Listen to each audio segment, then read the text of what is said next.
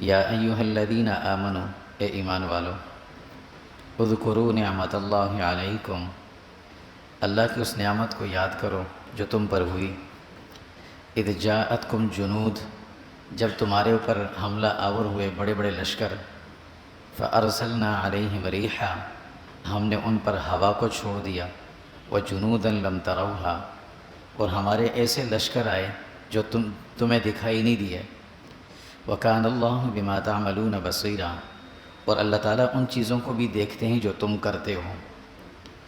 اذ جاءوکم من فوقکم، اس وقت کو یاد کرو جب یہ لشکر تمہارے اوپر آئے، اوپر سے بھی، ومن اسفل منکم، اور نیچے سے بھی، وَإِذْ زَاغَتِ الْأَبْصَارُ، اور جب تمہاری آنکھیں متحیر اور حیران تھیں، وَبَلَغَتِ الْقُلُوبُ الْحَنَاجِرَ، اور تمہارے دل دھڑکتے ہوئے حلق تک پہنچ رہے تھے، وَتَظُنُّونَ بِاللَّهِ الظُّنُونَ، اور اس وقت تم اللہ کے بارے میں مختلف گمان کرتے تھے، ہنالک، وہاں پر، ابتلی المؤمنون، اللہ نے آزمایا سارے ایمان والوں کو، وزلزلوا زلزالا شدیدا، اور سارے مسلمانوں کو خوب جھنجھوڑا۔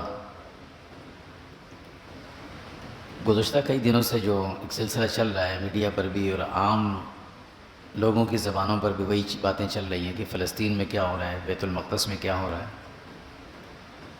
ایک طرف سارے مسلمان غمگین ہیں، پریشان ہیں، لاچار اور بے بس بھی ہیں، ظاہری کوئی راستے نظر بھی نہیں آتے، لیکن دوسری طرف کچھ مسلمانوں میں ایسے نئے جدید قسم کے ایک متجددانہ سوچ رکھنے والے کچھ دانشور ایسے بھی ہیں جو مختلف سوالات اٹھا رہے ہیں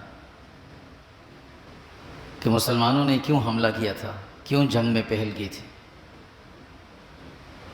اور مسلمانوں نے حملہ کیا تو عام عوام کو قتل کیا، اسرائیل کے عام لوگ قتل ہوئے۔ اس طرح کے سوالات مختلف قسم کے اٹھائے جا رہے ہیں۔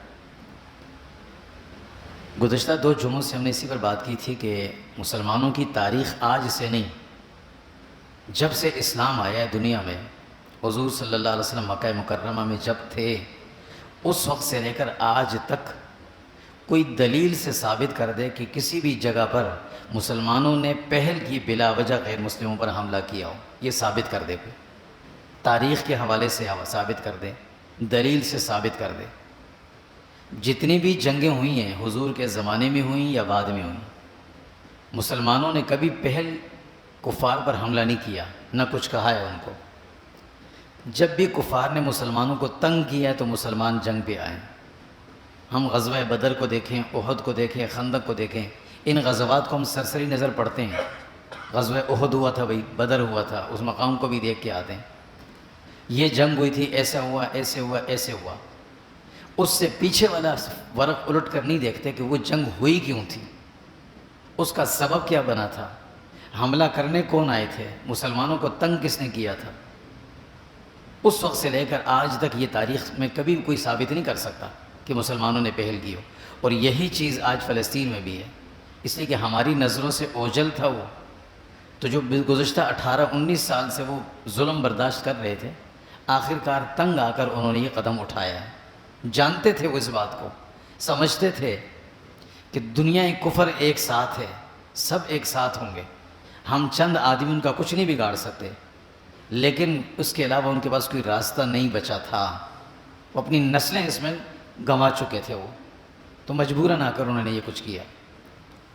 دوسری بات جو یہ کہا جاتا ہے کہ وہاں عام لوگ، عوام الناس کو قتل کیا گیا، یہ بات پہلے تو ذہن میں رہے کہ جس کو ہم اسرائیل کہتے ہیں وہاں عام آدمی کوئی نہیں رہتا، کوئی عام آدمی نہیں ہوتا۔ وہاں بچہ جب اسکول میں جاتا ہے، اسکول جانے کے قابل ہوتا ہے تو اسے فوجی ٹریننگ لینا لازمی ہوتی ہے، وہاں کا ہر آدمی فوجی ہے۔ یہ جو ریزرو فوج ان کے پیچھے سے رکھی ہوئی ہے وہی تو ہے، عوام ہے ساری، لازمی ہے یہ۔ میں نے گزشتہ جمعے میں یہ بات کہی تھی کہ وہاں کے اسکولوں میں ایک پیریڈ اس بات کا ہوتا ہے کہ بچوں کو اسلحہ سکھایا جاتا ہے، پورا مکمل اسلحہ کھولنا، چلانا، کس طرح چلانا ہے، اور ساتھ ساتھ ان کی ذہن سازی بھی کی جاتی ہے کہ چلانا کس پر ہے، کس پر چلانا ہے تم نے، یہ بھی سکھایا جاتا ہے ان کو۔ تو وہاں عام آدمی کوئی بھی نہیں ہے۔ اور پھر اگر عام آدمی کی بات کی جائے تو مسلمان کی تاریخ اٹھا کر دیکھ لیں، معترض دیکھیں، ہم نہیں دیکھتے ہیں، جو اعتراض کرنے والے ہیں، جو سوالات اٹھانے والے ہیں، وہ تاریخ میں ثابت کر دیں کہ مسلمانوں نے کسی جنگ میں کتنے بچوں کو قتل کیا تھا کافروں کے، بتا دیں کتنی خواتین کو قتل کیا تھا، کتنے بوڑھوں کو قتل کیا ہے، کتنے بیماروں کو قتل کیا ہے، کتنے قیدیوں پر ظلم کیا ہے. یہ تاریخ سے کوئی ثابت کر دے کہ مسلمان نے کہیں کیا ہو، ہم ہار مان جانے کو تیار ہیں. مسلمان نے کبھی یہ کام نہیں کیا. یہ کام ہمیشہ بزدلوں کی نشانی ہوتی ہے، مسلمان بزدل نہیں ہوتا. ہم عرف عام میں کہتے ہیں نا شرم نہیں آتی تم عورتوں پہ ہاتھ اٹھاتے ہو، تو یہ وہ بزدلی والی حرکت ہے جو یہ کرتے ہیں، یہودی اور عیسائی کرتے ہیں. جو آیت سورہ احزاب کی میں نے پڑھی تھی، اس میں سورہ احزاب میں اللہ نے غزوہ احزاب کا چھوٹا سا ایک واقعہ ذکر کیا، ایک بات اشارہ ذکر کیا. سن 4 ہجری کے اواخر یا 5 کی ابتدا تھی. مکہ مکرمہ سے، مدینہ سے کچھ منافقین وفد کی شکل میں مکہ گئے. مکہ کے اطراف میں جتنے قبائل تھے سب سے ملے کہ تم مدینہ پہ حملہ کرو، ہم اندر سے تمہارا ساتھ دیں گے، مسلمانوں کو ختم کرنا ہے. چنانچہ مکہ والے نے، مکہ کے سردار ابو سفیان 10,000 کا لشکر اس نے تیار کیا، جو فوجی تھے، سارے لڑنے والے نوجوان تھے. اور ساتھ ساتھ مکہ مکرمہ سے باہر ایک قبیلہ رہتے تھے، قبیلہ بنو غطفان کے نام سے، بڑا مشہور بڑا قبیلہ تھا، اسے بھی تیار کیا. یہ اضافی تھا. پھر مدینہ منورہ کے منافقین کی طرف سے ملنے والی مدد یہ الگ تھی. مسلمانوں کی تعداد اس وقت کل ملا کر 3,000 کے لگ بھگ تھے. اب یہ جب مدینہ پہ حملہ کرنے کا ارادہ ہوا، حضور صلی اللہ علیہ وسلم کو پتہ چلا، حضور نے دفاع کے طور پر ایک خندق کھدوائی.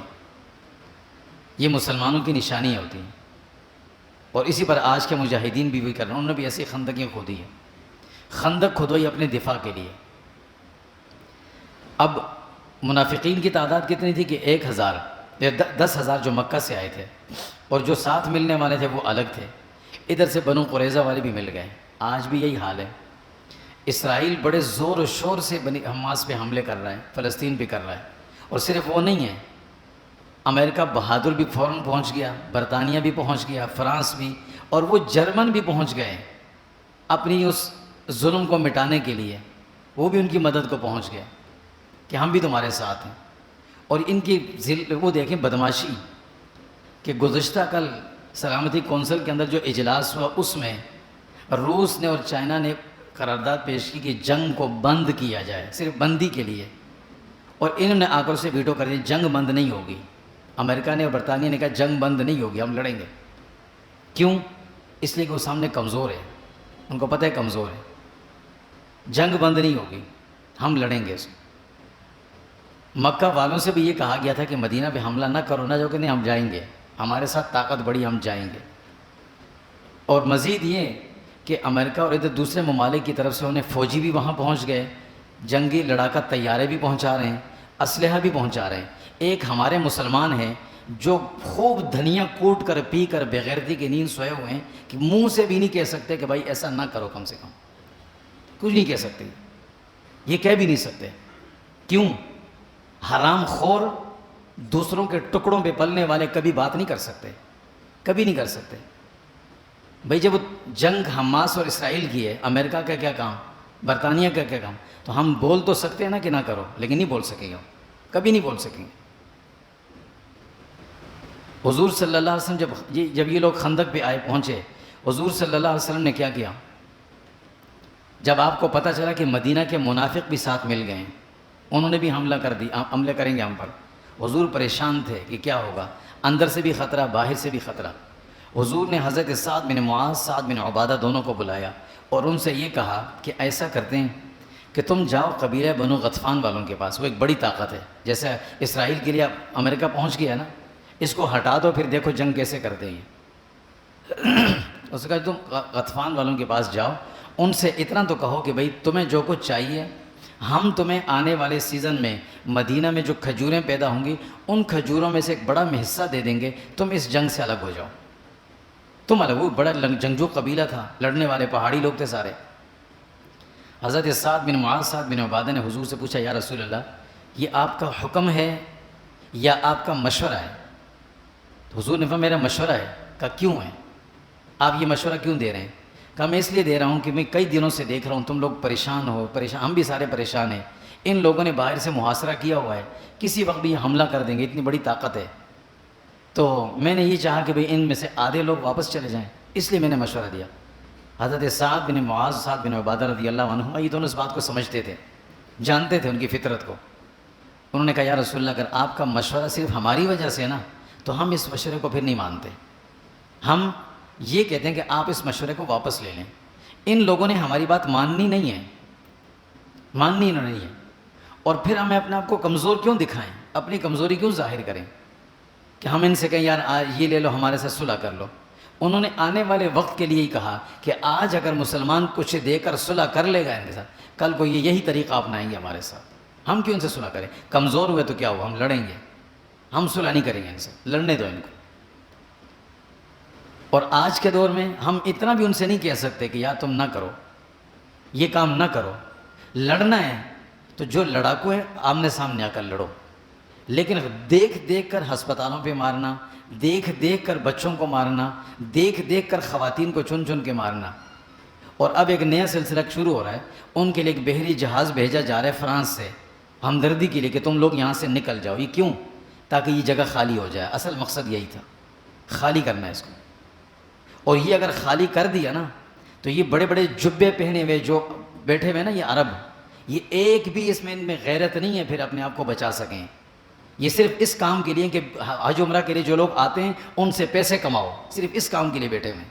یہ بیت اللہ کو نہیں بچا سکیں گے، یہ مدینہ کو نہیں بچا سکیں گے۔ پھر جب انہوں نے یہ کر لیا، وہ اگر چند مجاہدین تھوڑے سے ہیں نا، وہ صرف اپنی ذات کے لیے نہیں لڑ رہے، وہ اس بیت المقدس کے لیے لڑ رہے ہیں جو اللہ کا گھر ہے، اس کے لیے لڑ رہے ہیں۔ حضور صلی اللہ علیہ وسلم نے جب دیکھا کہ جب حالات بہت مشکل ہو رہے جا رہے ہیں، حضور صلی اللہ علیہ وسلم نے مسجد فتح جو حضرت مدینہ طیبہ گئے ہیں، جہاں وہ خندق کی جو جگہ جہاں خندق کھودی گئی، اس کے پیچھے پہاڑی ہے چھوٹی سی، اس پہاڑی کے اوپر چھوٹی سی مسجد ہے، اس کا نام ہے مسجد فتح، جہاں حضور صلی اللہ علیہ وسلم نے 3 دن مسلسل بیٹھ کر دعا مانگی تھی اللہ سے۔ 3 دن۔ ہمیں کہتے ہیں دعاؤں سے کچھ نہیں ہوتا، یہ بھی انہیں کے پٹھو ہیں جو یہ کہتے ہیں دعاؤں سے کچھ نہیں ہوتا۔ دعاؤں سے سب کچھ ہوتا ہے، ہم نے ابھی تک دعائیں مانگی نہیں ہیں، دعائیں پڑھتے ہیں ہم لوگ، مانگنے والے ختم ہو گئے ہم میں۔ مانگنے والا وہ ہوتا ہے جو باہر بھکاری کھڑا روڈ پہ بھیک مانگتا ہے نا، وہ کس طرح اپنے آپ کو ذلیل کر کے اگلے سے پیسے نکال لیتا ہے۔ ہم اللہ سے ایسے مانگتے ہیں جیسے اللہ کو مشورہ دے رہے ہوتے ہیں، اللہ میرا یہ کام کر دیں، اللہ یہ فلاں کا یہ کام کر دیں، یہ اللہ کو مشورے دیے جا رہے ہوتے ہیں۔ اللہ مشورے قبول نہیں کرتے، دعا قبول کرتے ہیں۔ تو دعاؤں سے سب کچھ ہوتا ہے، بشرطے کہ مسلمان دعا پہ یقین رکھ کے دعا مانگنے والا بن جائے۔ حضور نے 3 دن دعائیں مانگی، پیر، منگل، بدھ۔ بدھ کے دن جب دعا ختم کی حضور نے، تو صحابہ کو خوشخبری سنائی، اللہ کی مدد آنے والی ہے انشاءاللہ۔ اور کچھ ایسا ہی معاملہ مجھے آج بھی نظر یہی آتا ہے کہ چاروں طرف سے جیسے سعد بن عبادہ نے کہا تھا یا رسول اللہ یہ لوگ مانیں گے نہیں، ان سے صلح کرنے کی ضرورت نہیں ہے، اور نہ یہ اپنے ہمارے ساتھ دیں گے، جو مدینہ میں رہنے والے ہیں وہ اپنے ساتھ دیں گے۔ تو ان کو بھی یہ نظر آ رہا ہے بیچاروں کو کہ دنیا میں جتنے بھی مسلمان تھے، تعداد میں تو بہت تھے، ہیں بھی، لیکن اللہ مغفرت فرمائے سب روحانی موت مرے ہوئے ہیں، سو کوئی آواز نہیں سنتا ہماری، لہٰذا انہوں نے کہنا ہی چھوڑ دیا کہ ہماری مدد کرو، چھوڑ دیا انہوں نے۔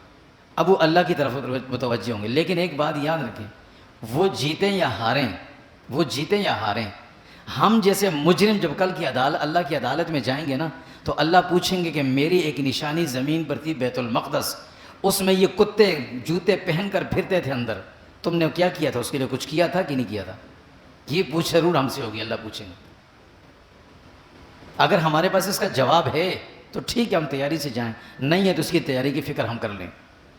باقی وہ یہ جو بیت المقدس کے ساتھ کر رہے ہیں، ان کا یہ لوگ کہتے ہیں نا کہ یہ یہودیوں کے، اس دن ایک محترمہ کی بات سن رہے تھے کہ یہ تو اللہ نے تقسیم کی ہے، وہ یہودیوں کا قبلہ ہے اور یہ مسلمانوں کا قبلہ ہے۔ یہودیوں کا قبلہ تو توڑ کیوں رہے ہیں؟ پھر اس کو سنبھالیں نا، اس کی حفاظت کریں، جیسے ہم بیت اللہ کا احترام کرتے ہیں ایسے احترام کریں اس کی طرح رخ کر کے نماز پڑھیں، عبادت کریں۔ کرتے تو نہیں ہیں وہ تو اپنے اس دیوار گریا پہ جا کر سر مارتے رہتے ہیں، بیت المقدس سے ان کا کوئی کام نہیں ہے، تو پھر کیوں توڑ رہے ہیں جب ان کا قبلہ ہے؟ تو حضور صلی اللہ علیہ وسلم کو اللہ نے معراج کا سفر وہاں کروایا تھا، وہاں سے اوپر اٹھایا تھا بتانے کے لیے کہ یہ اب تمہارا ہے، یہ اس امت کا ہے، اس امت کی یہ ملکیت ہے۔ وہ الگ بات ہے، اس کے وارث ہیں تو کمزور ہیں، چھڑا نہیں سکتے، الگ بات ہے، لیکن ہے یہ مسلمانوں کا، رہے گا بھی مسلمانوں کا۔ حضور صلی اللہ علیہ وسلم نے جب وہ صحابہ کو فتح کی خوشخبری سنائی، اب اللہ کی طرف سے فتح کی مدد کیسی آئی؟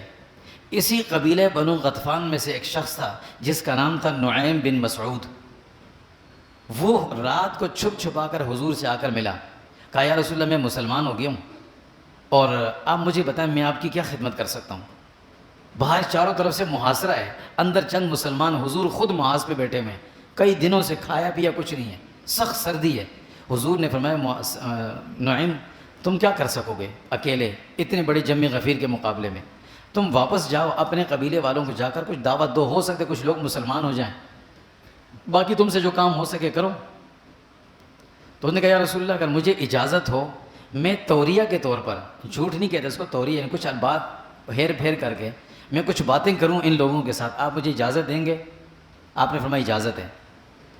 اب انہوں نے جو چال چلی وہ کیسی زبردست چال تھی، وہ گئے سیدھا مدینہ کے منافقین کے پاس، یہودیوں کے، جو مدینہ والے تھے یہودی، ان کے پاس گئے، ان سے کہا کہ تم نے مکہ والوں سے معاہدہ کر لیا نا، مل گئے نا کہ مسلمانوں کے خلاف لڑنا ہے، یہ بتاؤ اگر مکہ والے اور یہ غطفان والے بھاگ گئے، شکست ہو گئی، چلے گئے، اور اس کے بعد یہ مسلمان جب تمہیں پکڑیں گے تمہاری مدد کو کوئی آئے گا؟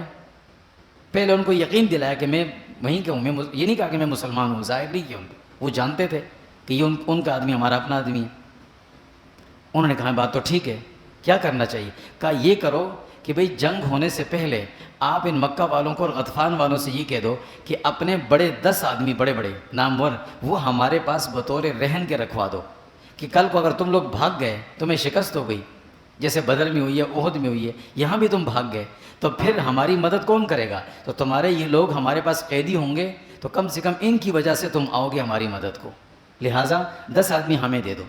انہوں نے کہا بات تو ٹھیک ہے۔ یہ رات کی تاریکی میں یہ بات کر کے ان سے چلے گئے، سیدھا گئے اپنے لوگوں کے پاس، اپنے قبیلے والوں کے پاس، مکہ والوں کے پاس، ابو سفیان سے بھی کہا، اور عیینہ بن حسن ان کا سردار تھا اپنے قبیلے کا، اس سے کہا کہ بھائی جو مدینہ کے لوگ تھے انہوں نے جو تم سے معاہدہ کیا تھا کہ تم آؤ مدینہ پہ حملہ کرو، ہم تمہارا اندر سے ساتھ دیں گے، وہ اس بات پر نادم ہیں، شرمندہ ہو گئے، اور وہ اپنی بات سے پھر گئے، مجھے پتہ چلا ہے، اور انہوں نے مسلمانوں سے یہ وعدہ کر لیا کہ ہمیں کچھ نہ کہو، آئندہ بھی ہمیں کچھ نہ کہنا، ہم اپنی غلطی کی ندامت کو مٹانے کے لیے آپ کو بڑے بڑے 10 آدمی کفار مکہ کے پکڑ کے دیں گے، 10 مشرکین مکہ جو بڑے بڑے وہ آپ کو پکڑ کے دے گا، آپ ان کو قتل کر دینا۔ ابو سفیان نے کہا یہ عجیب بات ہو گئی۔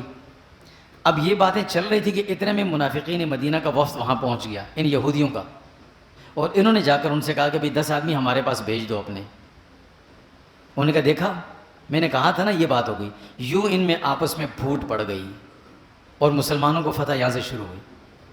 آج بھی کچھ ایسا ہی ہوگا، اللہ ایسی مدد کریں گے۔ ایسے آثار لگ رہے ہیں کہ اللہ رب العزت، اللہ کے نبی کی ایک عجیب فرمان تھا، ان اللہ تعالی لیؤید بہذا الدین بالرجل الفاجر، اللہ جب اس دین کی مدد کرنا چاہیں گے نا تو کسی کافر فاجر سے بھی مدد کروا دیں گے، مسلمان دیکھتے رہ جائیں گے۔ ایسے لگ رہا ہے کہ ان یہودیوں کے اندر سے، ان کے اندر سے لوگ اٹھیں گے اور وہ شور شرابہ کریں گے، دنیا کے سامنے شور مچائیں گے، اور پھر یہ معاملہ رفع دفع ہوگا، ورنہ ادھر سے معاملہ بالکل ختم ہے، یہ سب مرے ہوئے، ادھر والے کوئی نہیں کریں گے۔ اب اللہ نے یہ فیصلہ کر لیا کہ ان یہودیوں کے اندر ہی پھوٹ پڑے گی، ان کے اندر سے پھوٹ پڑ کر 2 حصوں میں لوگ بٹیں گے، اور یہ اسرائیل بھی ان کا ٹوٹے گا، 2 ٹکڑے ہوں گے۔ اس حکومت، ان کی جو حکومت ہے یہ حکومت بھی جائے گی، اور یہی فوجی بغاوت کریں گے، اور یہ حالات یہاں سے خراب ہوں گے۔ اللہ ایسی مدد کریں گے انشاءاللہ۔ لیکن مسلمانوں کی طرف سے کوئی امید نہیں ہے۔ زیادہ سے زیادہ یہ کر دیا کہ ہم نے تھوڑے بہت دوائیاں اکٹھی کر کے ہم نے بیچ دیں، وہ بھی راستے میں پڑی ہوئی ہیں، ان کے رحم و کرم پر اگر اس نے راستہ کھول دیا تو چلے جائیں گے، نہیں تو نہیں چلے جائیں گے، نہیں جا سکتے۔ تو اللہ رب العزت کوئی ایسی اپنی قدرت کا کرشمہ دکھانے والے ہیں۔ ایسے وقت میں نا، جو اس وقت جو حالات چل رہے ہیں نا، گزشتہ جمعے میں یہ بات میں نے کہی تھی، ایک تو ہماری ذمہ داری یہ بنتی ہے کہ ہم تہجد میں ان کے لیے دعائیں کریں، دن میں نہیں، یہ دن کی دعائیں ہماری رسمی ہیں ساری، تہجد میں اٹھ کر تنہائی میں بیٹھ کر ان کے لیے دعا کریں کہ اللہ یہ ہماری طرف سے فرض کفایہ ادا کر رہے ہیں بیت المقدس کی حفاظت کرنے کا، ہم نہیں کر سکتے، اللہ یہ کر رہے ہیں، یہ چند ابابیل جو کر رہے ہیں ان کی حفاظت اللہ آپ کریں۔ اب اگر یہ ختم ہو گئے تو یہ فلسطین، یہ بیت المقدس قیامت تک ہم سے چلا جائے گا، پھر یہ قیامت تک ہمارے پاس نہیں آ سکتا، دوبارہ مسلمان یہاں نہیں جا سکتے۔ اللہ ان کی حفاظت کریں، ایک تو یہ۔ دوسرا یہ کہ ان کی اس وقت جو ضرورت، ان کی مدد کرنی ہے وہ کریں، وہ ہماری ذمہ داری ہے۔ جو ہو سکے الحمدللہ پاکستان گورنمنٹ بھی کر رہی ہے، اور بھی بہت سارے ادارے ہیں جو کر رہے ہیں، اس وقت تعاون کر رہے ہیں، مالی امداد پہنچائی جا رہی ہے. جو جس قدر ہو سکے اپنا حصہ اس میں ڈالیں ضرور. بہت سے ادارے کر رہے ہیں، الخدمت کر رہے ہیں، دارالعلوم کورنگی اور کراچی والے جو ہیں وہ کر رہے ہیں، بہت سے حضرات کر رہے ہیں، اس طرح پتہ چلتے دوست یاروں سے. تو ان کے ساتھ مل کر جتنا ہو سکے ان کے ساتھ تعاون کریں، یہ ہماری ذمہ داری ہے. اور ایک اور چیز ہماری ذمہ داری وہ یہ ہے کہ اس وقت جتنی بھی ان یہودی کمپنیوں کی پروڈکٹس ہمارے ملک میں چل رہی ہیں نا، اس کی ایک مہم چلانی، کچھ دن تک چھوڑ دیں، نہ چھوڑیں ساری زندگی. ابھی کچھ دنوں تک بات چلی تھی نا، تو اس دن میں دیکھ رہا تھا کہ اشتہار لگے ہوئے ہیں. میک ڈونلڈ اور دوسرا جو ان کا ایک اور ہے، انہوں نے اپنے جو ان کی وہ برگر ان کی قیمتیں بالکل آدھے سے بھی کم کر دی ہیں، آدھے سے بھی کم کر دی ہیں. لیکن ہم ایسے عجیب لوگ، ہماری نفسیات سے وہ واقف ہیں کہ جو 1000 روپے کا کھانا ہے نا وہ 300 کا کر دو، سارے گھر کا کھانا پکانا بھی چھوڑ دیں گے. یہی مسلمان جو دن کو فلسطین کے حق میں مظاہرہ کریں گے، رات کو کھانا وہی میک ڈونلڈ سے لے کے کھائیں گے. 300 کا کر دو صرف. یہ نہ کریں. ہم تھوڑی دیر کے لیے یہ سوچیں کہ ہمارے وہ بچے، وہ ہماری بہنیں، وہ ہمارے بھائی جو کئی دنوں سے انہوں نے کھانا بھی نہیں کھایا ہوگا، ہم یہ برگر نہ کھائیں نا، ہم گھر کی ٹھنڈی روٹی کھا لیں. ایک دن تو کم سے کم اتنا کر لیں.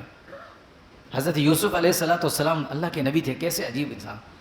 جب قحط کا دور شروع ہوا، مصر میں کوئی قحط نہیں تھی، کوئی قحط نہیں تھی.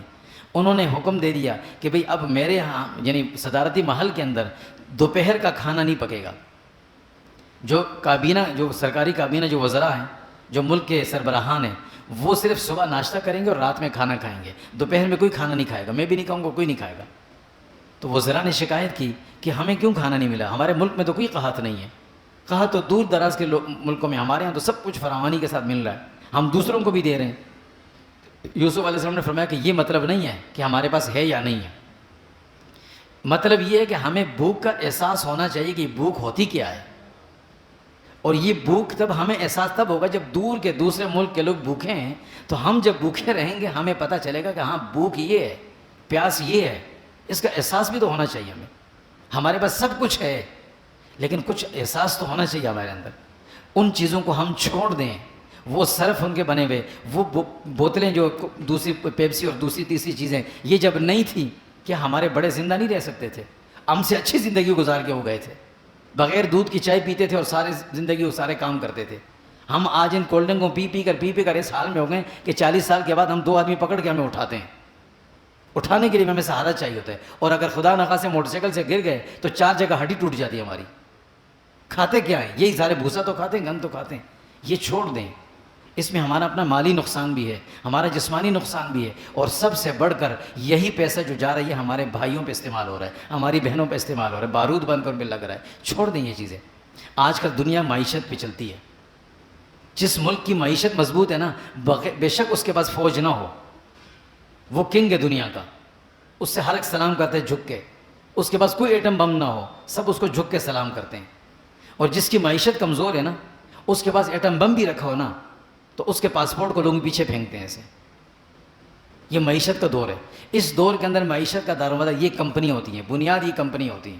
ہم یہ باہر کی ساری چیزیں چھوڑیں، اپنے اندر خود اعتمادی پیدا کریں، اپنی چیزوں پر انحصار شروع کریں، اپنی گندم اگائیں اسے کھائیں، اپنے سب کچھ کریں اس پہ کریں. مشکلات آتی ہیں، ضرور آتی ہیں. اس کے لیے انسان اپنا ملک بھی چھوڑتا ہے، اپنا وطن بھی چھوڑتا ہے، یہ کرتے ہیں. لیکن اپنے ملک میں رہ کر یہ سارے کام ہمیں کرنے. یہ 2-3 کام ہم کریں. میں پچھلے 2-3 جمعوں سے یہی بات کیا رہا ہوں کہ اللہ کرے ہمیں یہ بات سمجھ میں آ جائے کہ اس وقت ساری دنیا اکٹھی ہے، ساری دنیا، اور وہ کسی طریقے سے چاہ رہے کہ یہ فلسطین خالی ہو جائے. بس ان کا مقصد یہی ہے کہ اتنی بمباری کرو ان پر، اتنی بمباری کرو کہ یہ بالکل نڈھال ہو جائیں.